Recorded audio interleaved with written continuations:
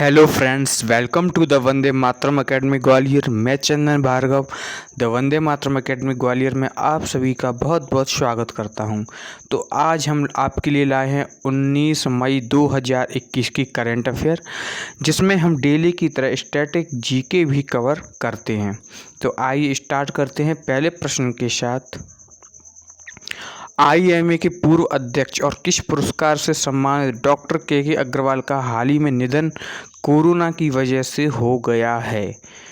तो उनको किस पुरस्कार से सम्मानित किया गया था? पद्म विभूषण, पद्मश्री, राजीव गांधी खेल रत्न, भारत रत्न। तो इनको किया गया था पद्मश्री से सम्मानित। और राजीव गांधी खेल रत्न पुरस्कार ये खेल से संबंधित क्षेत्रों में दिया जाता है।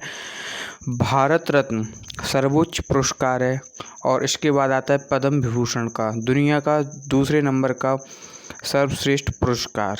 ठीक, देखिए इनको पद्मश्री मिला हुआ है।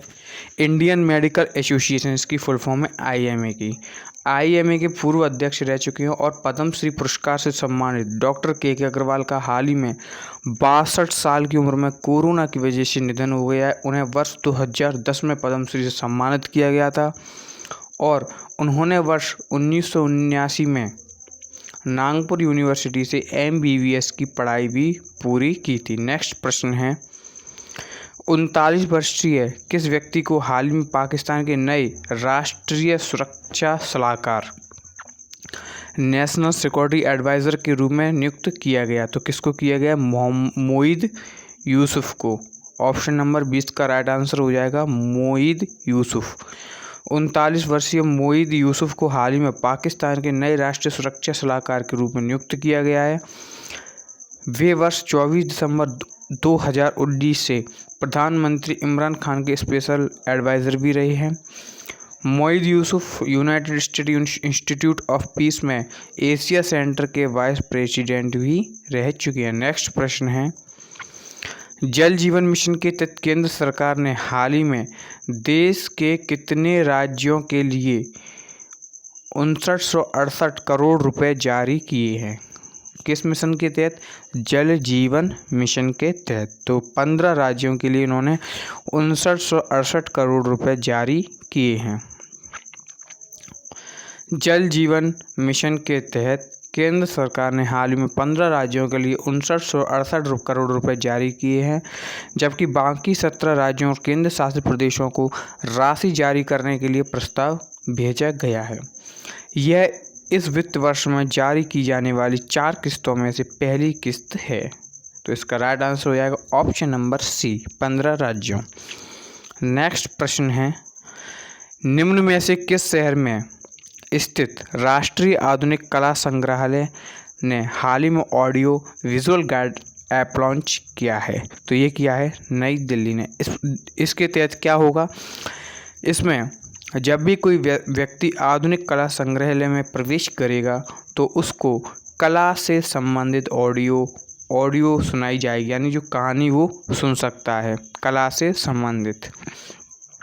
देखिए, नई दिल्ली में स्थित राष्ट्रीय आधुनिक कला संग्रहालय। तो ये भी प्रश्न आ सकता है कि राष्ट्रीय आधुनिक कला संग्रहालय किस जगह पर स्थित है? तो वह नई दिल्ली में। इस संग्रहालय ने हाल ही में NGAME का audio visual guide app launch किया है। इसके द्वारा संग्रहालय के दर्शकों के लिए गैलरी में प्रदर्शित बहुमूल्य भारतीय आधुनिक कला से संबंधित उपाख्यानों और कहानियों को भी सुना जा सकता है। ठीक, नेक्स्ट प्रश्न है,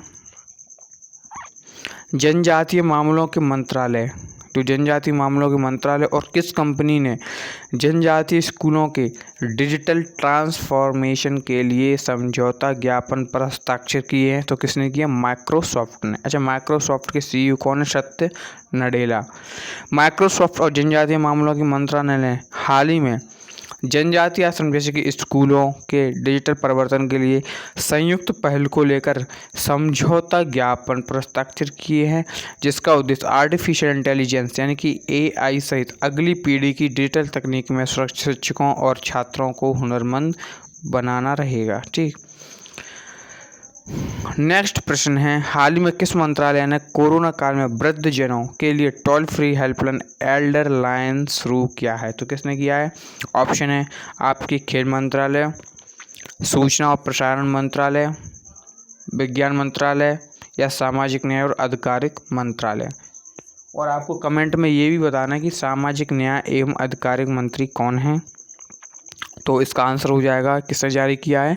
सामाजिक न्याय और आधिकारिता मंत्रालय ने हाल ही में वृद्धजनों के लिए toll free helpline Elder line शुरू किया है। देखिए, सामाजिक न्याय और आधिकारिता मंत्रालय ने हाल ही में सामाजिक न्याय और आधिकारिता मंत्रालय ने कोविड महामारी के दौरान वृद्धजनों की समस्याओं को दूर करने के लिए एक toll free helpline Elder line शुरू की है, जिस नंबर है 14567। ठीक, ये भी आपको याद रखना है। यह सुविधा अभी देश के 5 राज्यों जैसे यूपी, एमपी, राजस्थान, तमिलनाडु और कर्नाटक में है। जल्द ही ये पूरे देश में भी शुरू हो जाएगी। नेक्स्ट प्रश्न है, हाल ही में किसने उच्च शिक्षा विभाग के साथ मिलकर भारतीय भाषा को सीखने का ऐप बनाने के लिए इनोवेशन चैलेंज शुरू किया है? तो किसने किया? मायगम। देखिए, मायगम एक प्लेटफॉर्म है जिसमें जो उच्च शिक्षा विभाग के साथ मिलकर भारतीय भाषा को सिखाने के लिए प्रोत्साहित करेगा। ठीक, देखिए, भारत सरकार का नागरिक से जुड़ने का मंच है मायगांव। इसने हाल ही में उच्च शिक्षा विभाग के साथ मिलकर भारतीय भाषा को सीखने का ऐप बनाने के लिए इनोवेशन चैलेंज शुरू किया है। यह इनोवेशन चैलेंज भारत की सांस्कृतिक विविधता को भी बढ़ावा देने के प्रधानमंत्री के सपने को आगे ले जाने का भी लक्ष्य रखा गया है। नेक्स्ट प्रश्न है, निम्न में से किस विभाग के सचिव श्री अंशु प्रकाश ने हाल ही में नेटवर्क सिक्योरिटी पर एक ऑनलाइन सर्टिफिकेट पाठ्यक्रम का उद्घाटन किया है? तो किस विभाग में किया है? आपके ऑप्शन है विज्ञान विभाग, शिक्षा विभाग, नीति विभाग, दूरसंचार विभाग। तो आपका राइट आंसर हो जाएगा दूरसंचार विभाग। दूरसंचार विभाग के सचिव श्री अंशु प्रकाश ने हाल ही में नेटवर्क सिक्योरिटी पर एक ऑनलाइन सर्टिफिकेट पाठ्यक्रम का उद्घाटन किया है।